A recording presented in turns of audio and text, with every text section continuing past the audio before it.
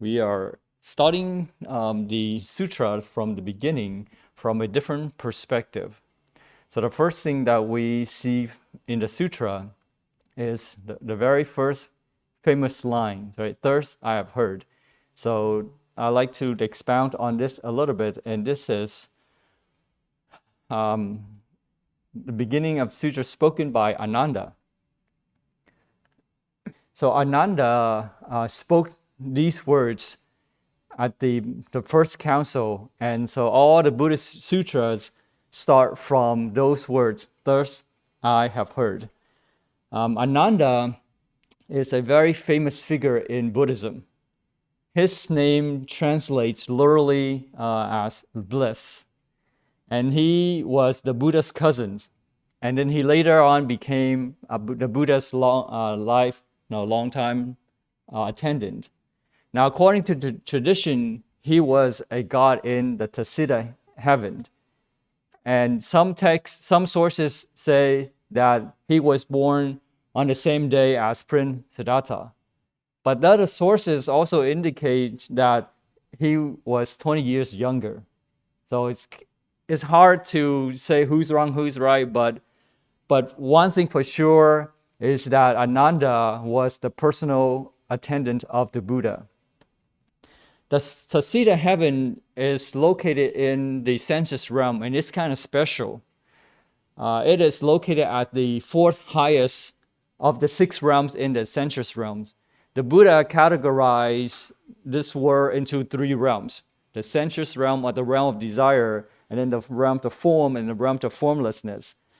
And so Tasita resides in the realm of desire. And the reason is because if it's located in the realm of form, it is too remote from our world. But if it's anything lower, then it's too coarse. It's just filled with desires, and the beings there, or the condition there, would not be really conducive to enlightenment. And so therefore, the fourth highest realm in Tasita seems to be the most suitable place for a bodhisattva to be ready to take his final birth in this world. So this Tasita heaven plays an important part in the Buddhist traditions. In the past, Buddhas were the same as Shakyamuni Buddha and Maitreya Bodhisattva, who would all be the same too. They all come to this Tasita heaven, and they wait for the time to come for them to take their final birth on earth or in this world in order for them to attain enlightenment in the human realm. Shakyamuni Buddha, before he was reborn into this world, he was a deity in the heavens, and his name was Savatthekatu. From the Chinese translation, it means white purity. And from there, he departed into Maya womb for his final birth on earth. Things had to be in place in order for conditions to come to fruition. So that will be the proper time, the proper place, the caste, and the family of his final lifetime. So when all those conditions came to fruition, then that was time for him to descend into earth to take his final birth on earth. So it'll be similar to the situations with Maitreya Bodhisattva as well, that he is currently in the Tasita heaven waiting for the right time, the right place, and all the conditions for him to descend to earth to take his final birth. Tasita heavens there is very special. All the beings there are born there, enjoy their unimaginable pleasure, and they live for hundreds of thousands of years. And Tasita is translated as contentment. So those in the Tasita heavens are very contented. They are very happy. For the environment is very conducive to joy. So similarly, if if we can stop the pursuit of materialism, for example, and we appreciate what we have, we can have contentment too. So it's not very far off. We can duplicate that environment if we know how, right? If we just stop for a moment and appreciate what we have and not to pursue what we don't have, which will bring disappointment, then we can also have contentment too. For example, like, even like loyalty, right? Those things are very conducive to contentment and therefore joy. So if we want to have joy in our hearts, then we should practice contentment, appreciate what we have, reflect on the things that we have, the support that we receive. Then it's very easy for us to have that contentment. Because if we continue to pursue, we will never have enough. And therefore, there is no contentment. So living a stress-free life is very, it corresponds to happiness. And stress it works the opposite. It brings problems, not only physical but mental and health problems as well. I was reading a report. It says that stress, especially chronic stress, can increase your aging like by 10 years. So you want to be healthy, you want to look young, continue to look young, or decrease your aging, then it is important that you live a stress-free life. Free of stress, free of fear is very golden, right? It's not easy to obtain, because even if you have money, it doesn't mean that you can live a stress-free life. So between stress and money, stress-free and money, it may be wiser to pick stress-free, because money cannot buy you stress-free lifestyle. So only knowing what we have, being contented, and to appreciate what we have, can we bring joy in our hearts. So those beings in the Sasita heavens, they appreciate what they have. They don't look very far out to acquire something that they don't have. Like, they don't get jealous with the beings up above them. In, for example, the meditative bliss that those enjoy in the realm of form or formlessness, or the worldly joy, they feel very happy with what they have. And so when we cultivate that kind of mindset, we are resonating with those in the Tatsita heaven. And if that is our projections, mental projections, then if we have that desire to be in Tatsita heaven, then we can easily bridge that gap and be reborn there. And so those who are in the Tatsita heaven with Maitreya Bodhisattva, they have that kind of mindset too. That's why they can be together. But for those who practice the Pure Land method, it is much easier to be in the Western Pure Land, because to be in the Tatsita heaven, you need to go there yourself. You need to accomplish a lot meditatively as well as merit-wise in order to be there yourself. So you have to buy your own tickets to get there. Whereas to the Western Pure Land, it's easier in a sense that you have the support of Amitabha, but you need to put in the efforts to make yourself deserving of it. One day in Tatsita heaven is 400 earth years.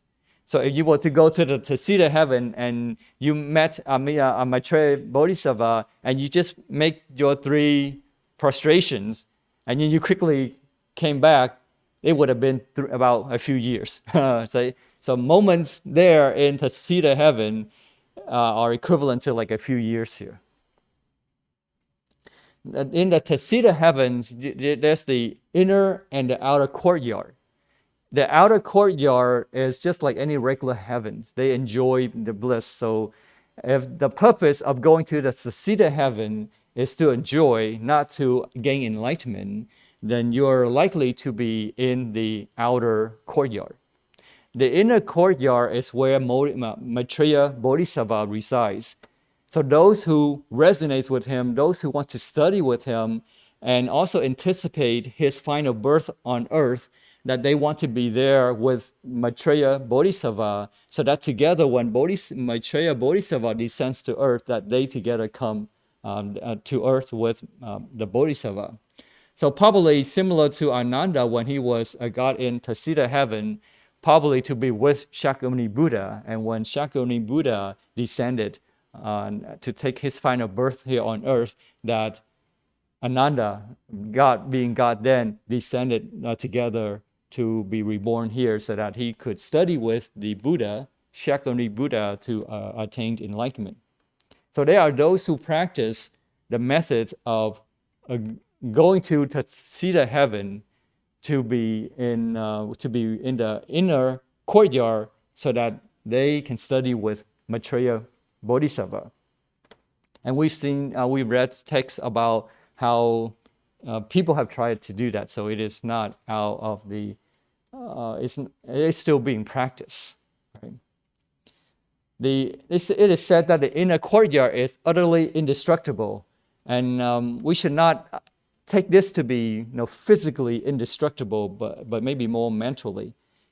Because they're indestructible, perhaps once they are in the inner courtyard, that they study with the Maitreya Bodhisattva, when they descend to earth, that they will also attain enlightenment. So therefore, their progression towards the Bodhi is indestructible. Now, back on earth, Ananda was a son of Amartodana. He was the brother of King Surodana. So therefore, the relationship between Ananda and the Buddha was that Ananda was the cousin of Prince Siddhartha, or the Buddha, and he was a brother of Devadatta. After the Buddha had attained enlightenment, after 2 years, he returned to his own town, Kapilavastu. And Kapilavastu was the capital city of the Shakya tribe. It is Shakya tribe that is located in the foothills of modern-day Nepal. And that was part of the larger regions of Kosala kingdom. Kosala kingdom back then was very powerful, but later on it consumed into another kingdom. But at that time it was very powerful politically, militarily. So it influenced the countries nearby, and also influenced the Shakya tribe. Kapilavastu was where Prince Siddhartha was raised and lived until he renounced the worldly life. So after he achieved enlightenment, he came back to visit his former family, and he converted them. He converted his cousins, his Ananda Devadatta and his half-brother Ananda, and he also converted the barber Upali, who was very famous monk at that time, after he had became an arhat. And also later on he converted his 7-year-old son Rahula without the knowledge of his mother, Yosahara. But King Surodana complained that after Prince Siddhartha left the palace, and his hope was for Rahula to be in the lineage to take on a kingship.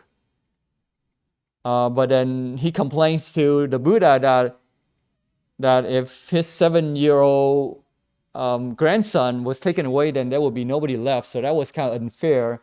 So the Buddha agreed, and he created a rule not to start ordinations without parental consent. So that's how the rule was created, that you cannot go forth and become a monk or a nun without parental consent. I mean, of course, for younger folks. When the Buddha came back and he preached the Dhamma, Ananda and other Sakyan men renounced the householder life and became the Buddha's disciple as well. And Ananda later on became became an extreme entrant, Sotapanna. After he had heard the sermon by Purna, and what was going on was that Purna was being questioned by Sarupatra on points of doctrines, and Purna was able to answer all of Sarupatra's questions. And while listening to the explanations of Purna on causality, that Ananda became a stream enterer, and he remained as a stream entrant until the Buddha passed away prior to the first Buddhist council. I try to look for the sutras, what was it that Purna was explaining that had led Ananda to become a stream entrant, but I couldn't find it. So I thought that maybe I should explain on causality that we should understand, and to avoid a misunderstanding. And perhaps maybe it was those things that Ananda had realized about causality that led him to be committed to the spiritual life, to become a stream entrant. Causation is an important concept in Indian philosophy. And also later on, of course, it also impacts Buddhist philosophy as well. There are 4 possible views on causation, cause and effect. One is that cause and effect are identical. The second is that they are different. The third is that they are both identical and different. And then the 4th possibility is that neither identical nor different. So the first possibility is cause and effect are identical. This is technically known as Sakayavada. And this is essentially a representation of Brahminical view of causation. Essentially, it says that with the production of the effect, the cause stops to exist. But Nagarjuna later on explains this, he tries to clarify this. He says that causality is essentially a relationship between 2 things. So in order for things to, from a cause to effect, there needs to be relation between the 2.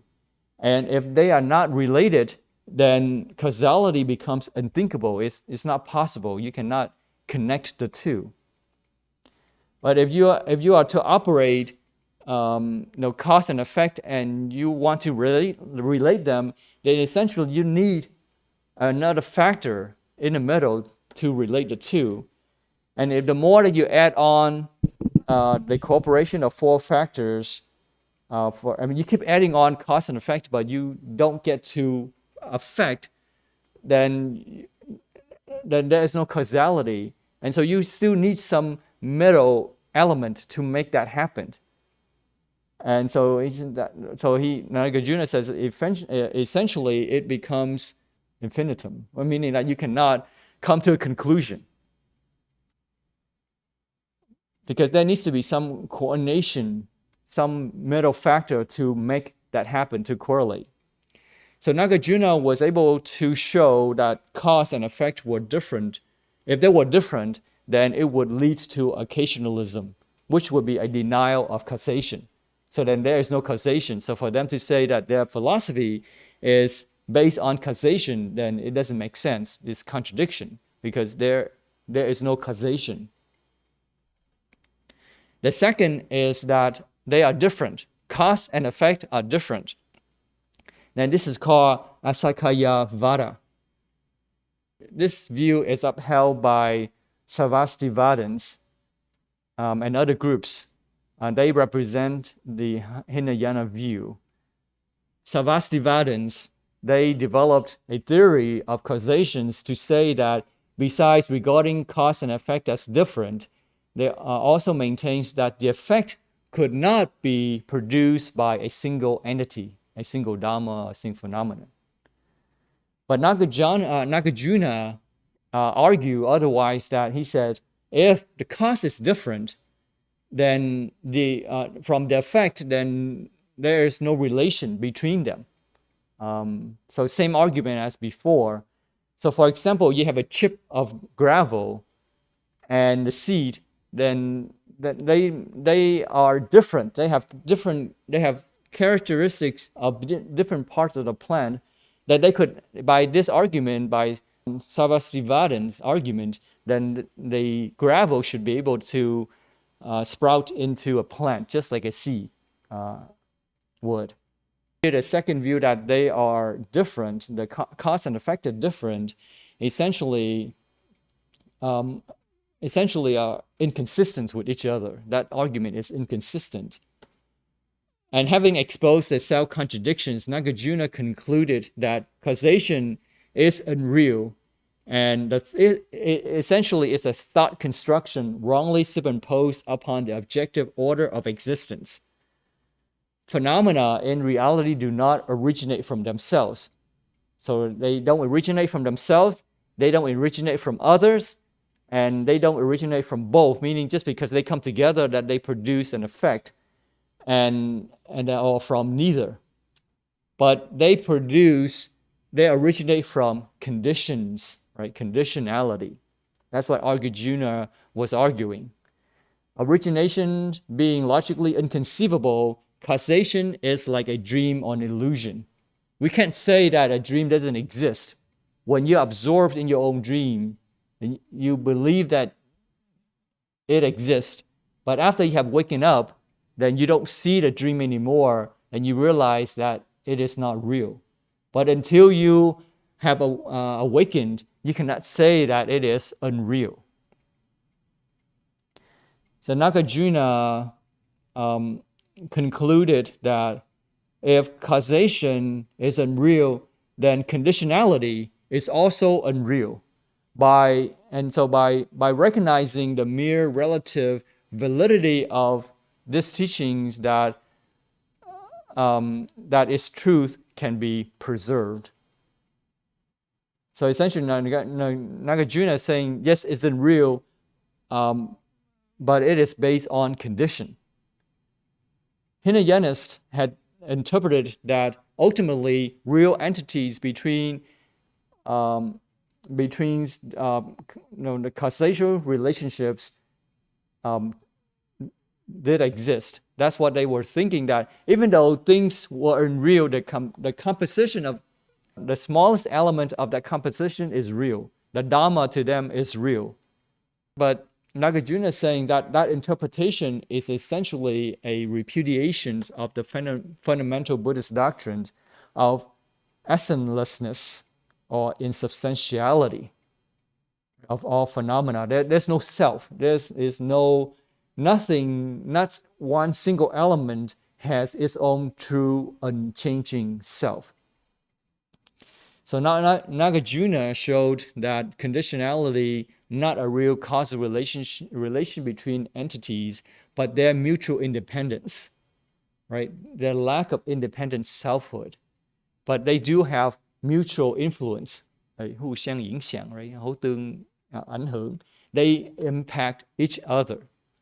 And that is what feels real to us, because we can receive it, and because in our delusion that we can sense the relational effect, influence, even though the two elements are not real, but the effect is in a sense conditionally real because we can sense the impact.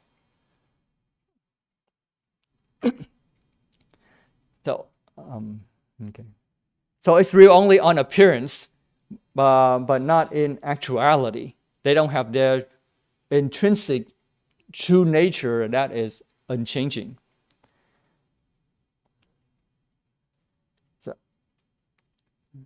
So they are not absolutely real, but they are relatively real. They have relative validity. And they are not to be ends in themselves, but only means to an end. So all the things that we do, we should not take those to be ends in themselves. So Nagarjuna shattered the hard shell of literalism to take things to be ends in themselves. And because of because of Nagarjuna's expositions that really helped Buddhists to progress. He essentially saved Buddhism from suffocation. Not only that, but he also allowed it room to grow. Because without Mahayana, the Hinayanist perspective is self-consuming and it does not allow it to grow. They're so attached to their own teachings that they believe that whatever that they had was the end in itself. But even though things are unreal, but to attain enlightenment, the practice must pertain to morality, meditation, and or wisdom. In other words, even though we think, even though there's enlightenment, you can say from that perspective is unreal, but in order to get there, you have to rely on the unreal in order to get to the real. Even though at the end, the real is also unreal. Does it make sense? Because it's no self. So you cannot say that state of being is permanent. We cannot deny that enlightenment doesn't exist. It does exist in a sense that you have to put in the efforts, but then you cannot be attached to those efforts. For example, if you are attached to morality, 持戒, 止giới, then you are just mechanically practicing Buddhism. You can go to puja, 法會, 法會, all day long, and you will not be able to attain enlightenment. If end in itself means that if you were to just strictly observe morality, precepts, then you will be able to get to enlightenment. But that's not the case. It's not about just mechanically practicing or just meditation. It's not about just sitting in one place and not to think about anything that you will get to enlightenment. But meditation is a means to an end. It provides the foundation, a fertile foundation for wisdom to arise. But wisdom, if you are attached to wisdom, then you are still being restricted by wisdom. And it becomes just worldly knowledge. So that's what it means that even though we want to get to enlightenment, but we have to get to go through the practice. But if we would say, I want to get to enlightenment, but I don't care about anything else because I don't want anything else to distract me. People are suffering and dying, and I want to get to enlightenment, then we're missing the point of being a Buddha. Right? The point of being a Buddha is to help somebody, but if somebody needs help along the way, then we should help them. Otherwise, it defeats the purpose. What is the purpose of achieving enlightenment, becoming a Buddha, if we don't want to help those that we can, for example, right? So so that's what it means, that it's not the end in itself that we should, it's just a means to get there. Of course, we don't want to be distracted. We don't want to regress. Some things that we can do, we should do. Some things we cannot do, we should not get bogged down by those things. But we should have our goal, a clear goal of achieving Buddhahood. But at the same time, we should be smart enough to know, is this helping me or is this hurting me? So that's what it means, is that it's just a means to an end, not the end in itself. One of the principal charges brought by Mahayanists against Hinayanists was that they interpreted nirvana exclusively in negative terms. I mean, it was done for good reason, that you could say, oh, the reason that it was interpreted in negative terms, like no existence, 无生, or no birth, no suffering, all in negative terms. And it was done for good reasons, that they did not want you to become attached to terms. But over time, it lost its meaning, and people interpreted it in a negative way, that nirvana was nothing but just negative description. And they said that the cessations of pain of the five skandhas, wu yin, wu eng, wu eng. So they talked about in terms of negations, in terms of cessations, me, to eliminate. Then they say that by eliminating the dhammas, that you would get to, that will be the real cessation of the world, and that you would achieve nirvana. So that's how they define nirvana in terms of negative terms. Nagarjuna is essentially that, yes, conditionally being ultimately unreal, and therefore its cessation is also unreal.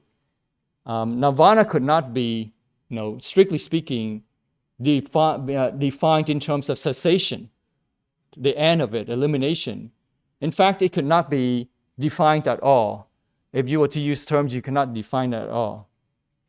So Nagarjuna is arguing that cause and effect it's not correct to say that they are different, because there needs to be a condition to link between cause and effect.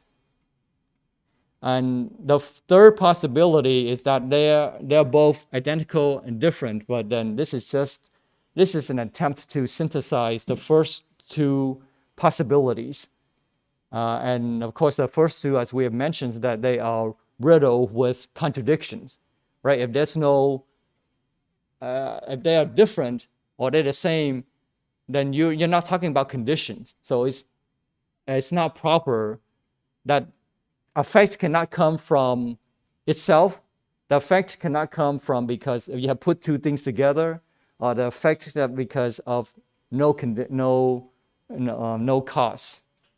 But effect comes about because of conditionality or conditions.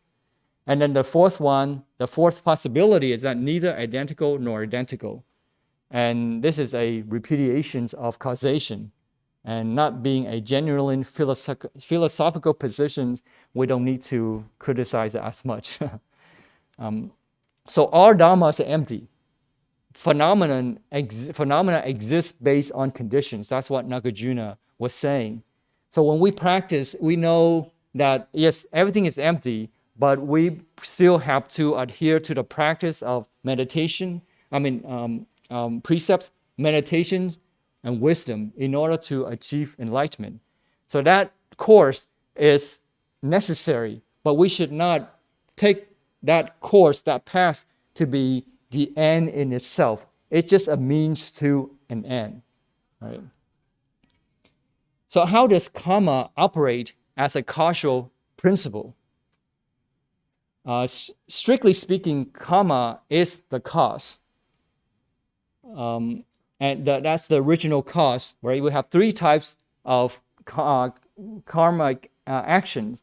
One is for the body, the speech, and the mind.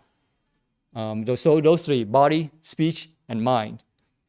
But karma, in a looser sense, means the cause and effect as well. So people use karma as both cause and effect. But the original meaning is cause. But people often use karma as both cause and effect. When we speak of the law of karma, we mean a particular type of conditionality under which skillful action produces pleasant result. Unskillful action produces unpleasant consequences, either in this life or over a series of lives. So then what would be the causal link between the initial action and the effect? What is that link that we have this effect? How is it that we go from cause to effect? By your original actions, that you modify your consciousness, in such a way that it becomes susceptible to a particular kind of occurrence. Something because you are essentially making yourself susceptible to a particular condition that causes a happening, a result, or a consequence to occur. And you will be susceptible to it. For example, if you have skillful karma, 善业停业, then of all things happening, you are more susceptible to feeling happy. Even though there are negative things on the outside, but you are not being susceptible to sadness. You are not being susceptible to being hurt, but you will be susceptible to happiness. So you feel happy not because you are truly happy, but because of your skillful karma, 善业停业. Right? Because you are making your consciousness, again, susceptible to a particular type of happening. So that's the link between your actions and the effect.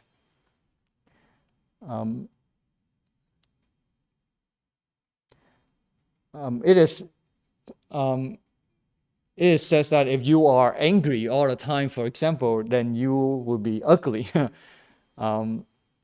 And usually that's how it's described. But I guess beauty is really in the eyes of the beholder, because what is beautiful? For example, asuras, atula, right? They are, especially male asuras, they're very angry. Or even the female asuras, they're very beautiful.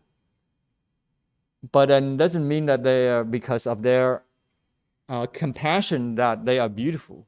Asuras are very competitive, very susceptible to anger. But yet the female asuras are very beautiful from the male asura's perspective, but also from our perspective too, from the human perspective too, because we do have some competitiveness in us. But to the sages, female asuras are not beautiful. So beauty is in the eyes of the beholder. So when we say, yeah, somebody is angry all the time, then he's going to be ugly. Well, not necessarily, because somebody else may find him beautiful, right? So it depends on what we mean by beautiful, what we mean by ugly. It's very subjective. But when we recognize this operations, this law of conditionality, we will want to investigate our experience with greater sensitivity to understand this complex nature of conditionality. And it is because that the world doesn't understand how complex it is, the law of conditionality is, and they misunderstand the law of conditionality, that they experience suffering. Human beings do not understand the nature of happiness. And that's because we don't understand the nature of conditionality. We think that by increasing our wealth, by accumulating more wealth, that we can be happier. So that is a misunderstanding of the nature of happiness. And there are many people who work very hard to accumulate more money, to give them a false sense of security that they can have financial security by accumulating more money. And therefore, they should have more happiness. But that is not the case. There are many studies who have done in the past to show that just because you have money, it does not correlate to happiness. Of course, at a certain point at the beginning, it does correlate to happiness. You can see it as a linear progression. More money, more happiness. More money, more happiness. But at a certain point, it starts to saturate. More money will not result in more happiness. In fact, it could go down the other way, that more money will result in more problems. And the reason that they have problems, they have suffering, is because they don't understand the nature of happiness. So when we understand conditionality, we understand the nature of happiness. We understand how complex nature is, the law of conditionality is. It's not as simple as, yeah, you have more money, you have more happiness. But it is more complicated than that. And so when we study the law of conditionality, essentially we are trying to understand the nature of happiness. The Buddha says in the Samyutta Nikaya Sutra, he says, monks, what is the origin of dukkha or suffering or dissatisfaction? He said that when our senses, our eyes, our ears, our tongue, our body and mind interact with forms, sounds, odors, tastes, thoughts, mental thoughts, will arise visual consciousness or auditory, olfactory, gustatory, bodily, mental consciousness. Those consciousnesses will form whenever there is contact. So you have your physical body, your physical senses interacting with the external or internal mental factors will give rise to consciousness. And from there, that feeling arises. From contact, that feeling arises. And when there is feeling, positive feeling, there is craving. When there is negative feeling, there is aversion. So craving here is it represents both craving itself and aversion to run away. And this is the origin of dukkha. When we have craving, is the origin of dukkha. So we should understand that it is, so the lack of money or friendship is not the cause of suffering, but it is selfishness that creates the conditions for suffering. So it's not because that a person who doesn't have money that he is unhappy or he is suffering, but it is a person who may have a lot of money, but if there is self-craving, selfishness, then that forms the conditions for suffering. So what is the difference between cause and condition? How do we differentiate to have a better understanding of causality? So cause here, by definition, is something that is immediate to that occurrence, that like directly responsible for that consequence. So that's what you call cause. Condition is just is a supporting factor to allow, like for example, the seed is the cause. The air, the water, the soil, those are conditions, supporting factors. So when we may say that the cause of somebody's death may be like a heart attack or a cancer, but there are many conditions that play a part in that death of a person. It's not that all of a sudden you have cancer, but because of many factors like environment, right, pollution, or your diet, unhealthy diet, or you hereditary factors as well. So there are many factors, many conditions that lead to a cause, which is a heart attack or a cancer. And the person dies from that specific cause. So conditionality, 缘起, 缘起, is a much broader concept than causality, cause and effect. Does it make sense? Right? So conditionality, 缘起, is very broad, but in terms of causality, it's just a small portion of it. So there is no one cause of suffering. You cannot say this life here, I was born as a human being because I observed the 5 precepts. It's not simple as that. Yes, it's the main thing that drives us to be here, but to be a human being. But there are many other conditions as well that have led us to have this life. So the statement that this being, that becomes, is a very generic statement to describe conditionality. But in terms of birth, and aging and death, right, which we are very concerned about, the Buddha said as follows. He said that before I was awakened, I had this thought. He was still searching for the truth. He thought that how this world is fallen. Now, how do we have so much suffering with old age, illness, and dying and death?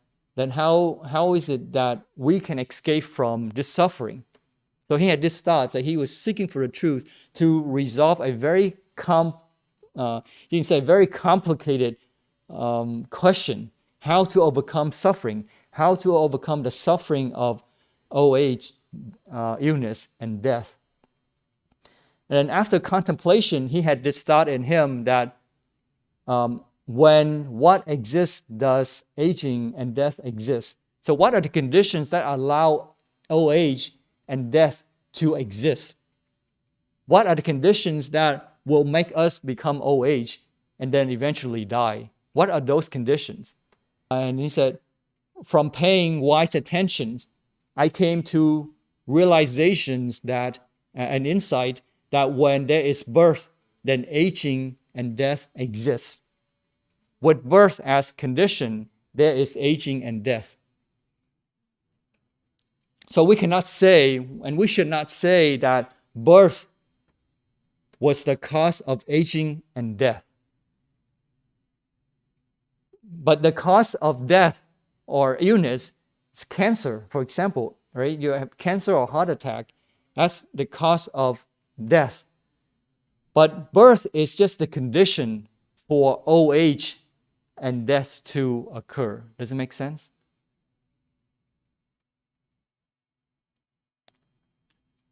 The Buddha described, yes, birth, illness, old age, and then death. But we should not conclude that birth is the cause for old age and death.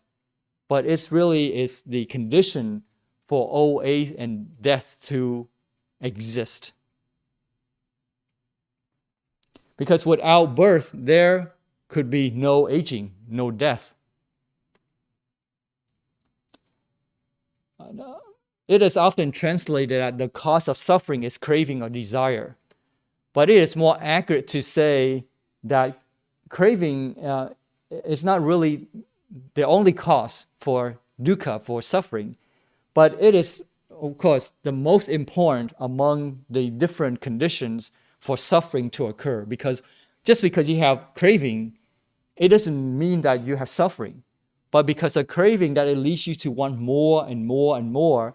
And as a result, you feel dissatisfied with what you have. First, you feel dissatisfied what you don't have.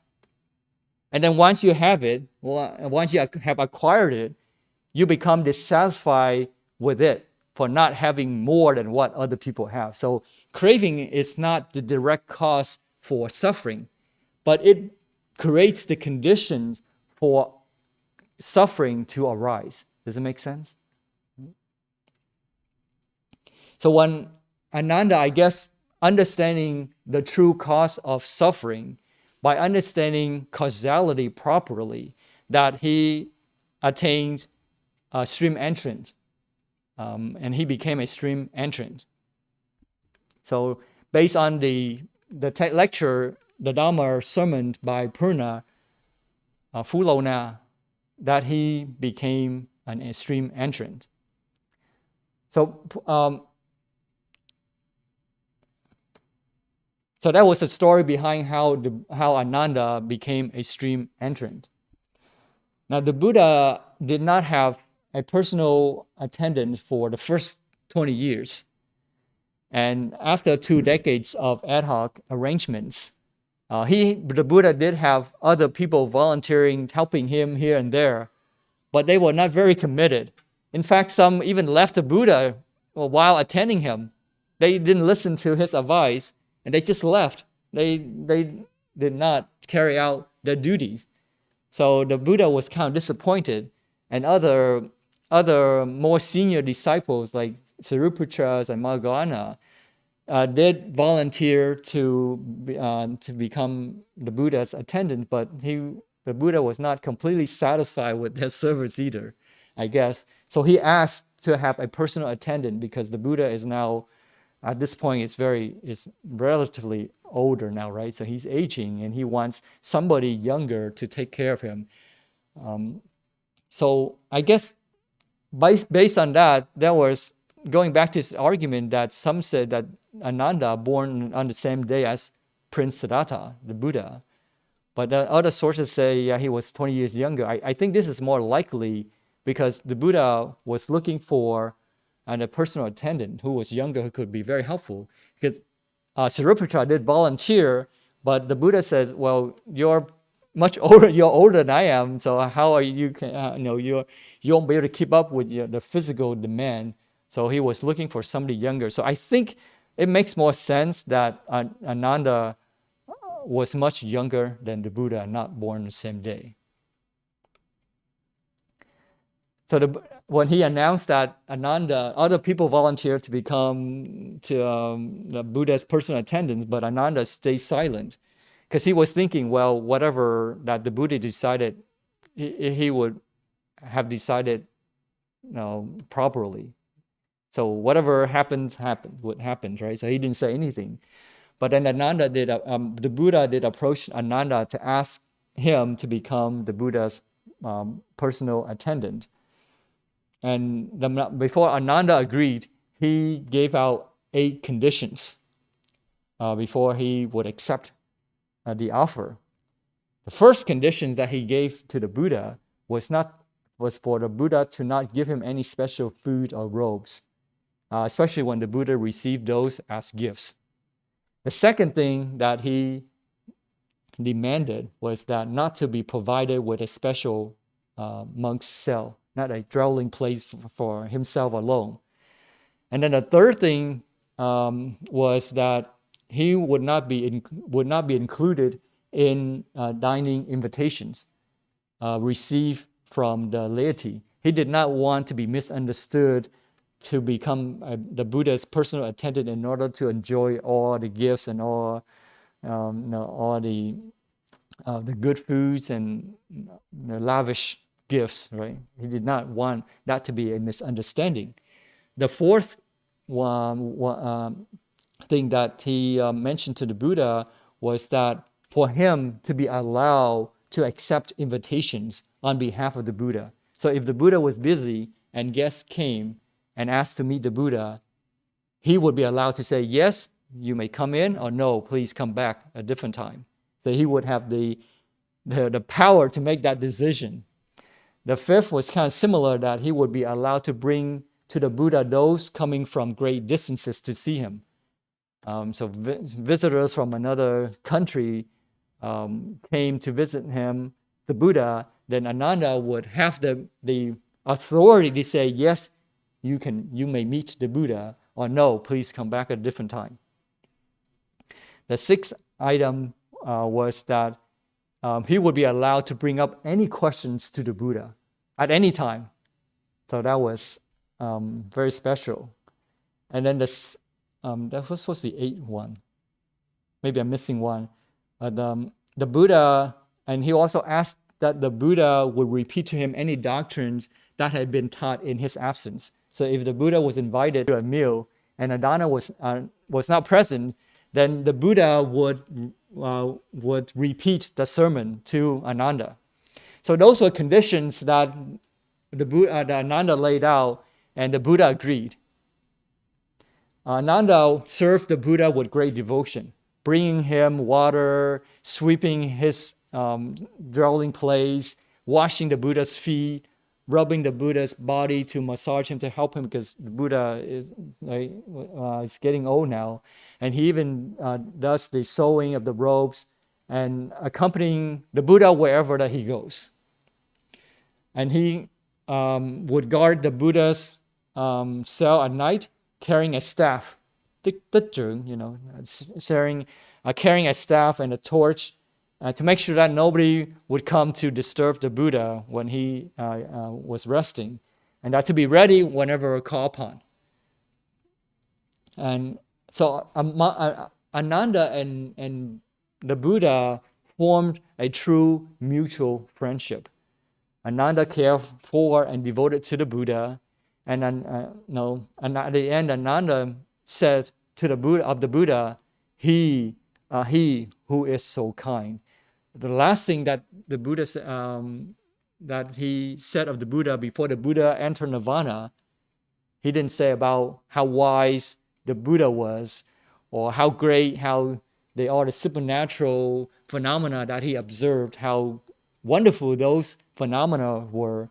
But all he remembered when the Buddha announced his decision to enter nirvana was that he said, "He who is so kind."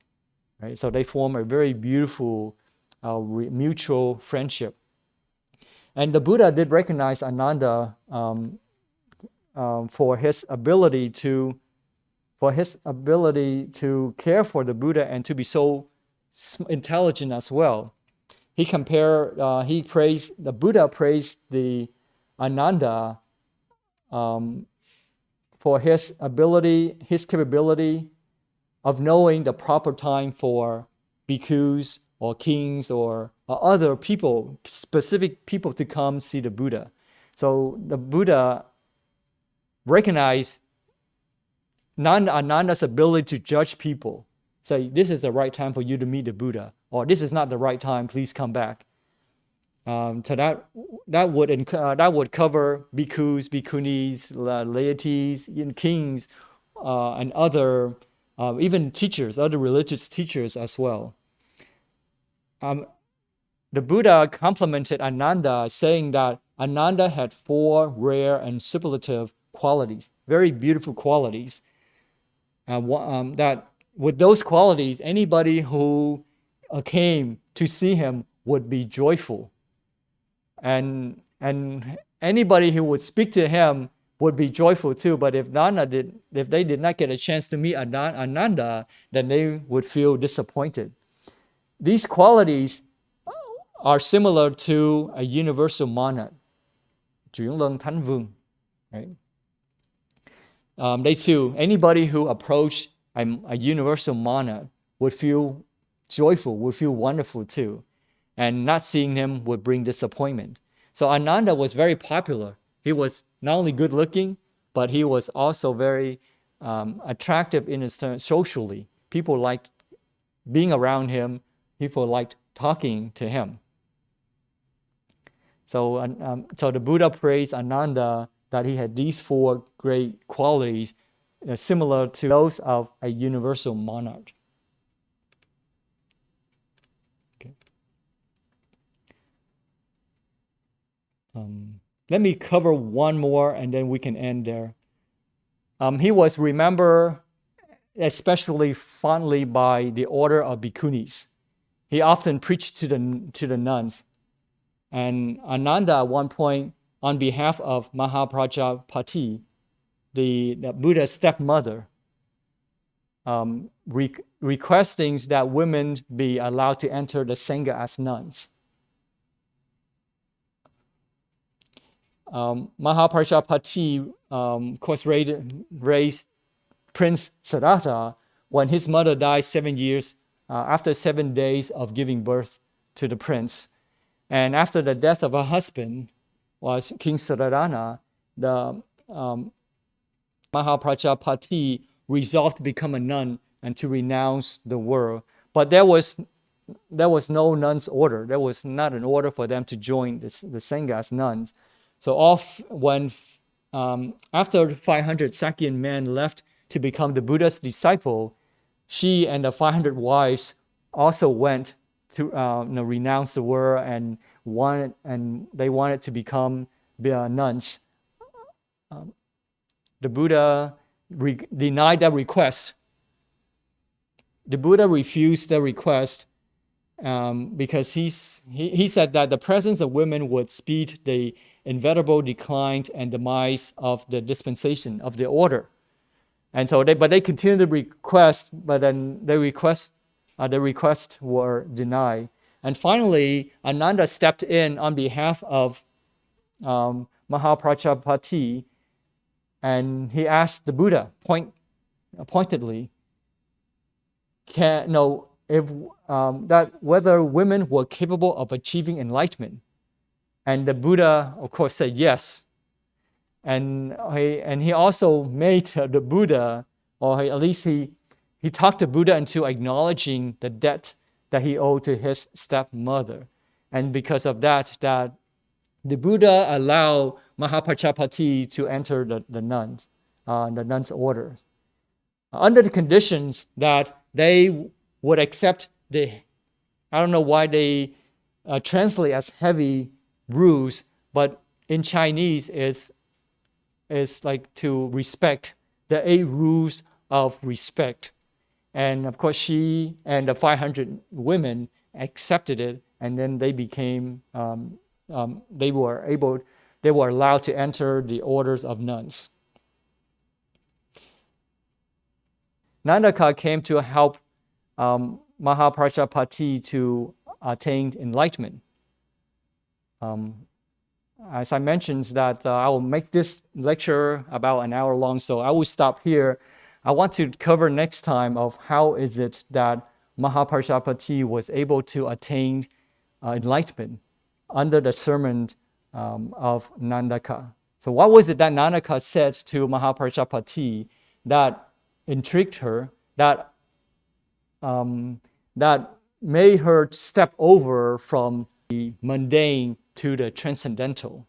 So we will discuss that next time when we meet again to talk about what was it that Nandaka mentioned to Mahaprajapati that allowed her to become enlightenment. Okay, so with that, if you could please join your palms together, recite. May the merits and virtues accrue today adorn the Buddha Pure Lands, repay 4 types of kindness above, and aid those suffering in the paths below. May those who see and hear of this bring forth the resolve for the Bodhi mind. When this retribution body is complete, together we shall meet in the land of ultimate bliss.